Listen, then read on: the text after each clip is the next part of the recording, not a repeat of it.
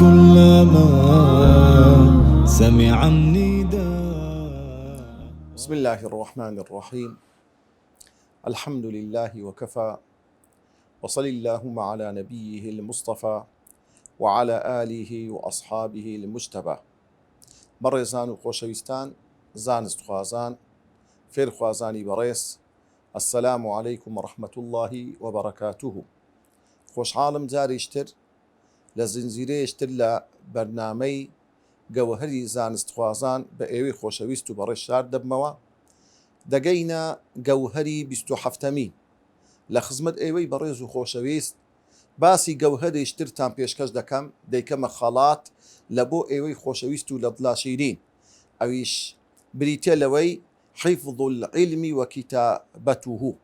حیفظ العلم وكتابته واتە چۆن ئینسان ئەو زانست و زانیاریەی کەوا بەدەستی دەکەوی چۆن حفزی بکە، چۆن وەری بگری، چۆن تێی بگە، هەر ئەوەندەش نا بینوستەوە لەو تۆمارگەیی کەوا هەیتت نووسینەوەیەک لە ناو دەفتەرێک، لە ناو دەفتەرێکی کەشکۆڵ ئاسا، هەر شتێکت بەرگوێکەت، هەر شتێکت خوێندەوە، هەر شتێکت بینی بینوسیەوە تۆماری بکەی وەکو شتێکی زۆر گرنگ، وەکو شتێکی تایبەتمەند لە ڕۆژگارێک بتانی تۆش لە ناو فەرهەنگی بانخوازی خۆت بەکاری بینیەوە. بەڕاستی زۆر مهمە ئەو کەسێک کەوا زانست و زانیاریەکی بەدەست دەکەویتن حفزی بکە و تۆماری بکە و وەری بگریتن. حفز یعنی پارێزگاریکردن لە زانست و زانیاری دوو جۆرە. جۆریشتر ئەوەیە حفزی بکەی لە خەیاڵی خۆت، لە مێشتی خۆت تۆماری بکەی لەسەر پەڕەی دڵەکانت بینوسیەوە، هەمیشە و هەرگیز لە بیری نەکەی. تۆماریشتر هەیە ئەوەیە کەوا لە ناو کەشکۆڵ و دەفتەرێکی ئاسایی خۆت بینوسیەوە، لەو یادەوەریانەی کە ڕۆژانە شتی تێدا تۆمار دەکەی ئەو بابەتانە بنووسیەوە. کەواتە فێرخوازی بەڕێز و خۆشەویست هەوڵ بدە ئەو پەڕی هەوڵ و کۆشی خۆت کۆبکەوە لۆ بەدەستهێنانی علم و لۆ وەرگرتنی علم و لەبەرکردنی و لەبەرگرتنەوەی واتە نووسینەوەی ئەو علمە.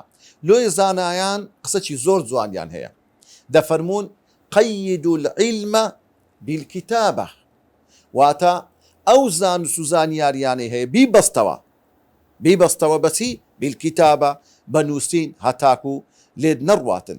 لۆیە کەواتە گرنگترین شت ئەوەیە کە ئینسان لەسەر پەڕەی دڵەکانی خۆت تۆماری بکەی ئازانستی قورئانە.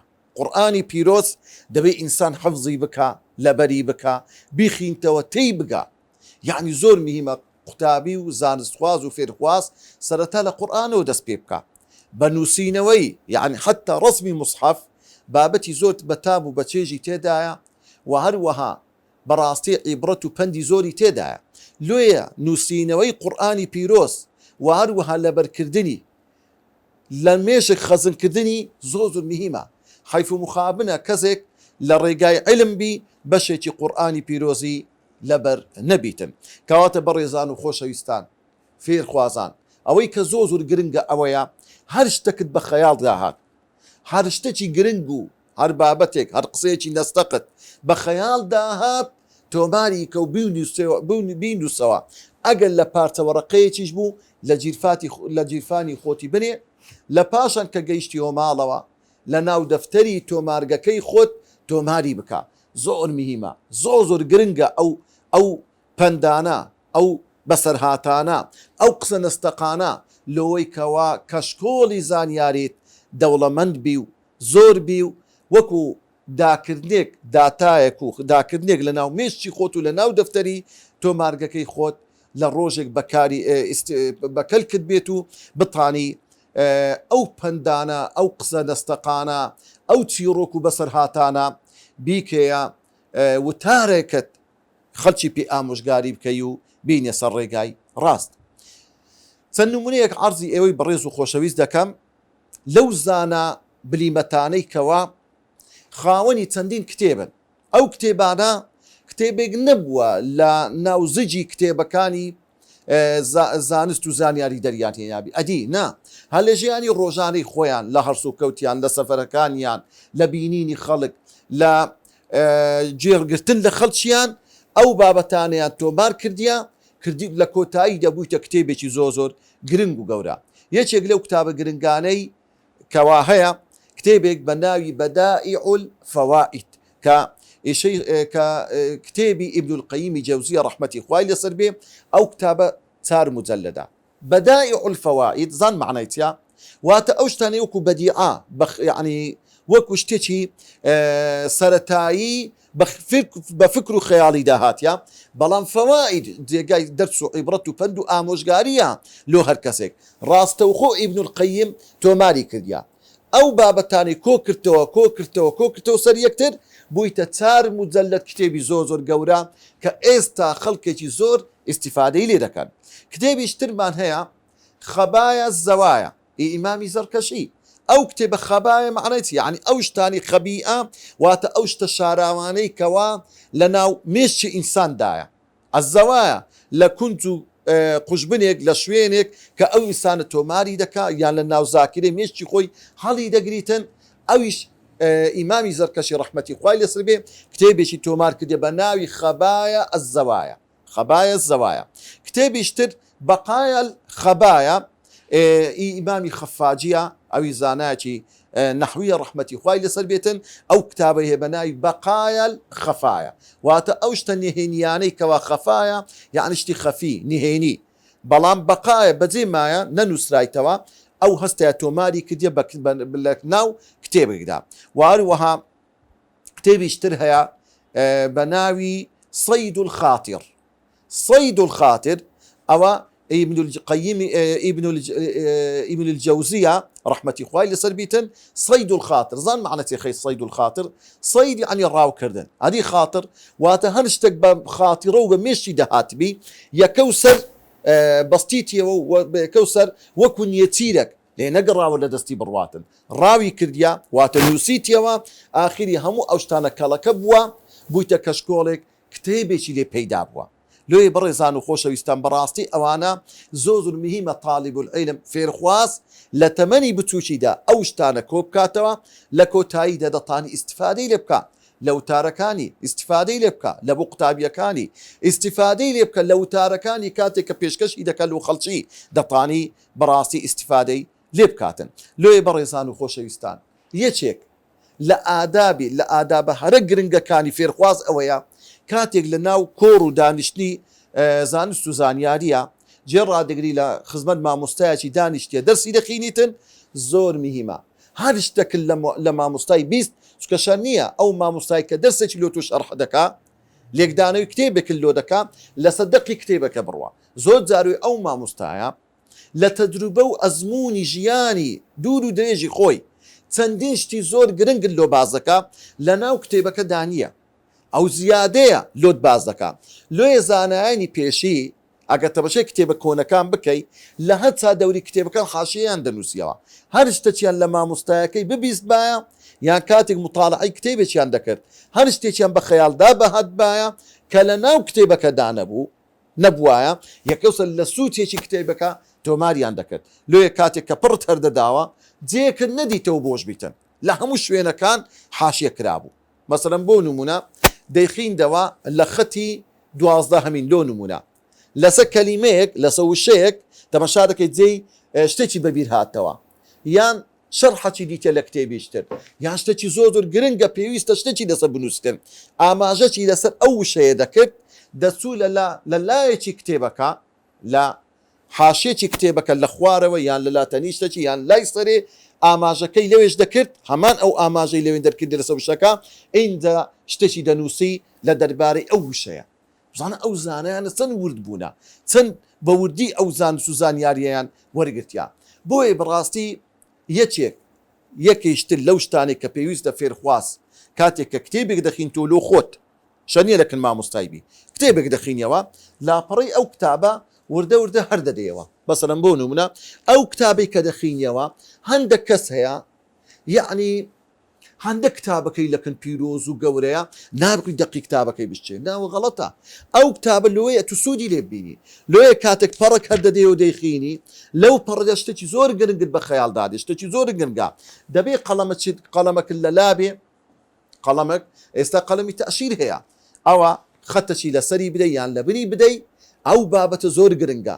هەندێک جار پێویست بەوەی دەکا لە کۆتایی کتێبەکە پەڕێکی ئەو هەسپی هەیە، لەو پەڕسپیەدا ئەلێرەدا دەنووسی مەسەرەن لاپەڕەی ژمارە ئەوەندا ئەو بابەتە گرنگەم لەو کتابەی دادیتە وەی لێدە ئەو پەڕە پڕ دەبتەوە دەچێ ئەو لاپەڕەی دەچێ پڕێشتر ئەگەننا هەندێک پەڕی سپیت هەبیتی یان دەفتەرێک وەکو کەشکۆڵێک هەبی لە کاتی متاڵعکرد و خوێندنەوە زۆر گرنگە ئەو شتە مهم و گرنگانەی کە لەنا ئەو کتێبەدایە دەری بینی.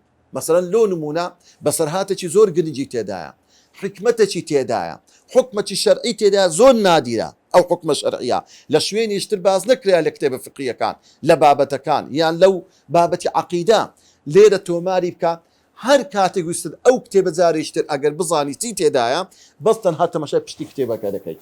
ئەو کتابە ئەوەندە حکمە، ئەوەندە چیرۆکە، ئەوەندە بابەتە گرنگە، ئەوەندە مەسائیلی فقهی تێدایە، ئەتوو بەس تەنها بە چاو خشاندنانکی یەک لاپەڕی کۆتایی هەموو کتێبەکە لە بەدەستە. ئەوەیە مطالعە.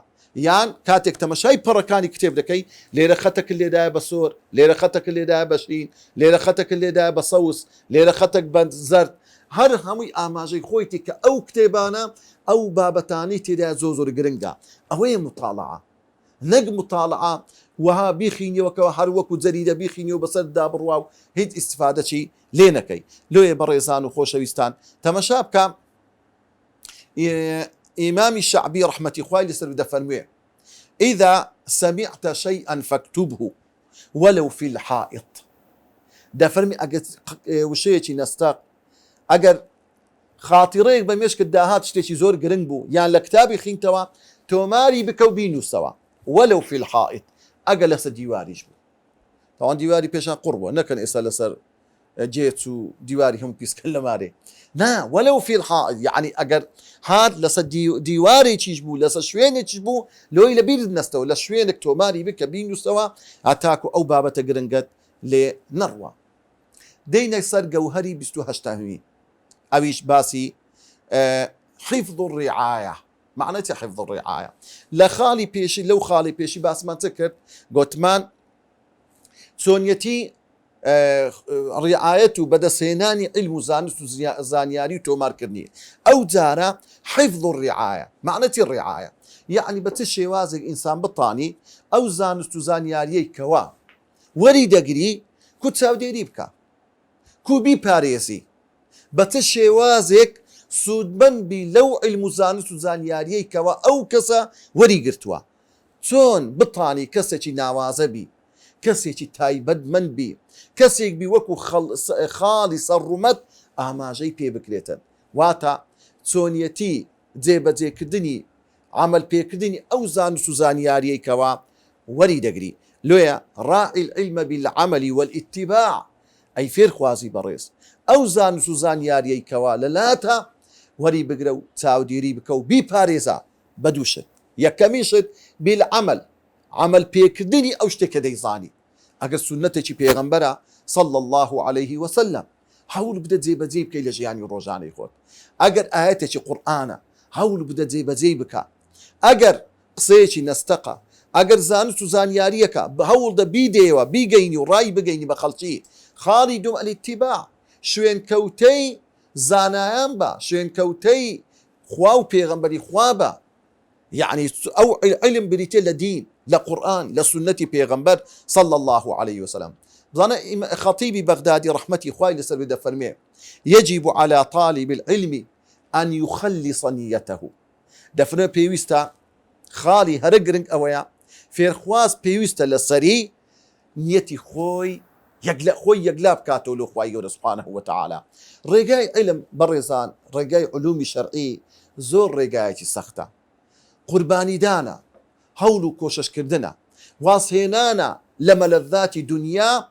زۆر کەس هەیە لە تەمەنی گەنجایەتی خۆی ئەگەر ئیش بکە کاسبی بکە دەبێتە یەکێک لە دەوڵەمەند و تاجیرە هەر گەورەکان، بەڵام لە پێناوی زانست و زانیاری هەموو شتێک وەلا دەنێتن.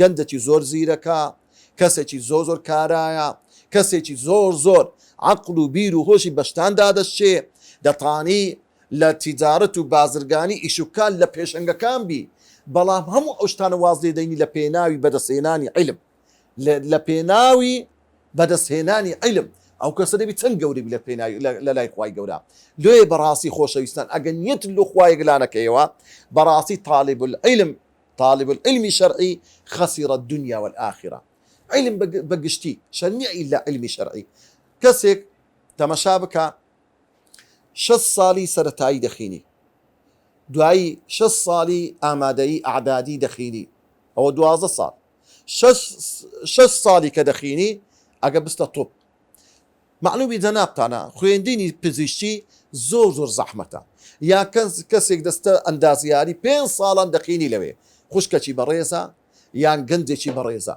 بزانە تەماشاکە 18 ساڵی تەمەنی خۆی بێجگە لەوەی ئەگەر تۆپ ئەگەر ئەوەی کە پزیشکە بستە بۆر 5 ساڵی کەش دەبی بخینی 4 ساڵ 5 ساڵی کە دەخینی نزیکەی دەکا 22-23 ساڵ ئەو هەموو تەمەنی خۆی بزانە سەرف دەکاتن لەوەی ببێتە پزیشکێکی متەخەسیس تایبەتمەند لە بوار و پسپۆڕی خۆی باشە ئەگەر ئەو پزیشکە ئەو گەنجە بەڕێزە ئەو خوشکە بەڕێزە ئەگەر خۆی لەخوای گەلا نەکاتەوە لە قیامەتێ چی بەدەست دەکەوی هیچ بەڵام ئەگەر نیەتی لۆ خواوی خزمەتی خەڵک بی هاوکاری خەڵکی بیتن واللهی ئەو کەسە وەکو مجاهیدەکە وەکو کەسێکی تێکۆشەرە لە پێناوی خوای گەورە سوبحانەهو وتەعالا بەڕاستی خزمەتی دین زۆر گەورەیە کە ئەو کابرا نیەتی وابی خزمەتی خەڵک بکە خزمەتی مسلمانان بکە خزمەتی خەڵکی فەقیر و هەژار و خاک و وڵات و نیشتیمانەکەی بکە کەسێکی گەورەیە لێ خەتیبی بەغدادی لە پاشان دەفەرموێ وەیەکونە قەسده وەجه الله پێویستە ئەو فێرخوازە مەبەستی لە بەدەستهێنانی علم و زانست و زانیاری ڕەزامەندی خوا و تەنها خوای گەورە سبحانه وتعالى ويتخذ من نيل الأعراض ولا يتخذ من نيل الأعراض والأعواض نابي مەبەستی لەو زانست و زانیاریە ئەوە بیکەوە پلە و پای دنیایی یان لە جیاتی ئەو هەوڵ و کۆشەی لە دنیا کردیتی چاوەڕوانی ئەجر و پاداشتی خەڵک بکاتن خەڵک لەسەری مەجلیسی دابنێن لە پێشەوەی سیارەی سوار بکەن مەعاشی لەبەوە ببڕنەوە پلە و پای و مەنسەبی بەدەست بینیتن نابی ئەو مەبەستونیەتەی هەبیتن و هەروەها خاڵیشتر خەتیبی بەغدادی دەفەرموێ واتقی مفاخرة والمباهات فێرخواز دەبی زۆر خۆی بپارێزی لە چێ لە فەخر و شانازی کردن و سنگ دەرپەڕاندن و خۆ بە گەورەدانان خۆ بە گەورەزانی لە ئاست خەڵکانی تر والمباهات فەخر و شانازی و خۆ بە گەورەزانین لەسەر خەڵکانی تر دەبی خۆی لەو شتای بپارێزی وليجعل من حفظ العلوم الرعاية والعمل فإن رواتها كثير ورعاتها قليل چەند جوانە ئەو ئامۆژگاریە دەفەرموێ و هەوڵ بدە فێرخواز ئەو علم و زانست و زانیاری کە بەدەستی دەینی دەبی الرعاية والعملية و هەروەها هەوڵ بدات چاودێری ئەو علمەی بکە واتە جێبەجێ بکە و عملی پێ بکە لۆ ئەوانەی بەس لۆ خەڵکی قسەی دەکەن ڕیوایەتی قسەی دەکەن قورئانی لۆ خەڵک دەخینەوە حەدیثی پێغەمبەر صلی الله عليه وسلم لۆ خەڵکی دەخینەوە باسی قسە دەکەن لۆ خەڵکی گەلێک زۆرن بەڵام وەڕوعاتها قەلیل ئەوەی عەمەلیەن تەطبیقی دەکا زۆر کەمن ئەو جۆرە کەسانە خوا بمان پارێزی بەڕاستی وەڕوبە حاضر کەلغائب وعالم کەلجاهل زۆر کەس هەیە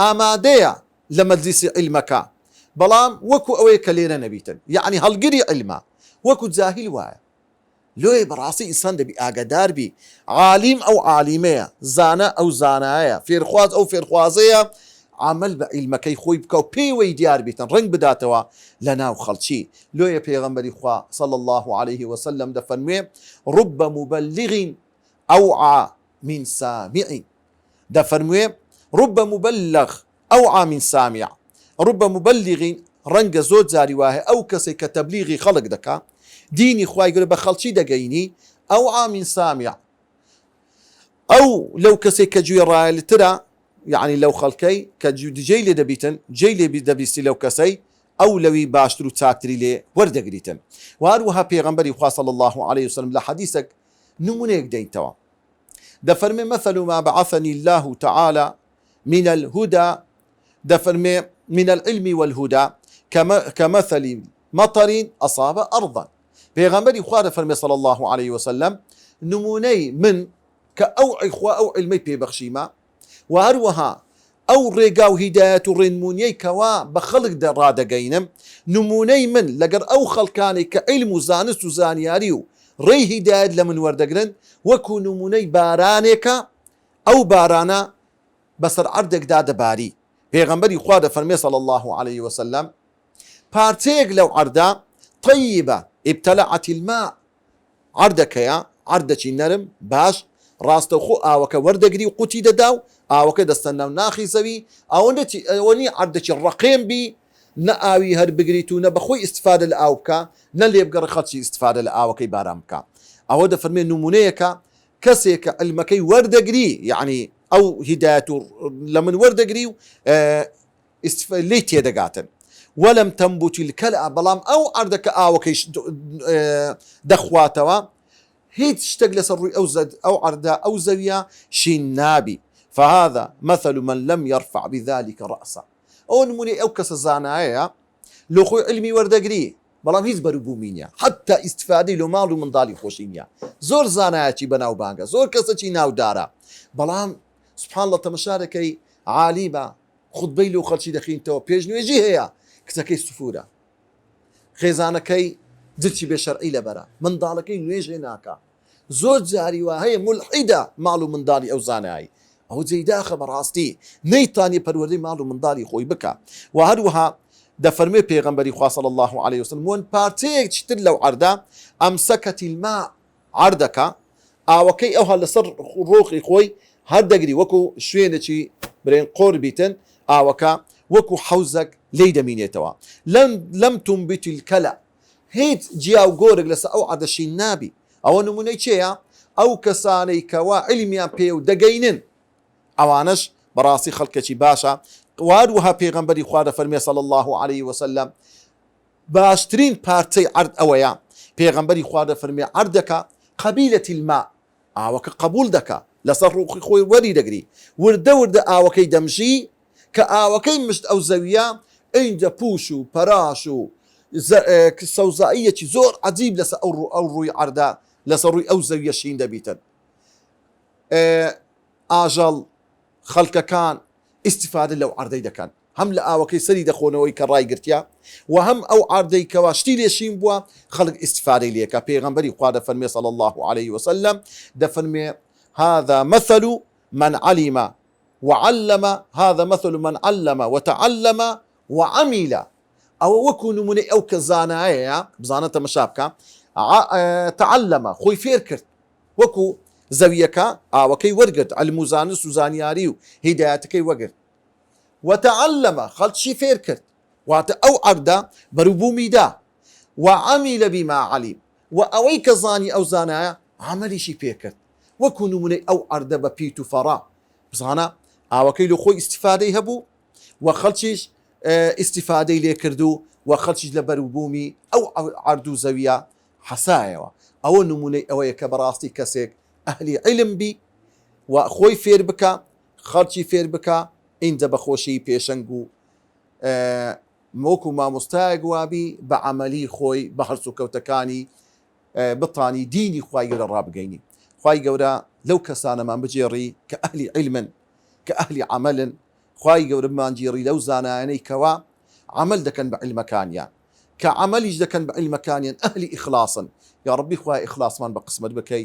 وصلى الله وسلم على سيدنا محمد وعلى آله وصحبه وسلم تسليما كثيرا.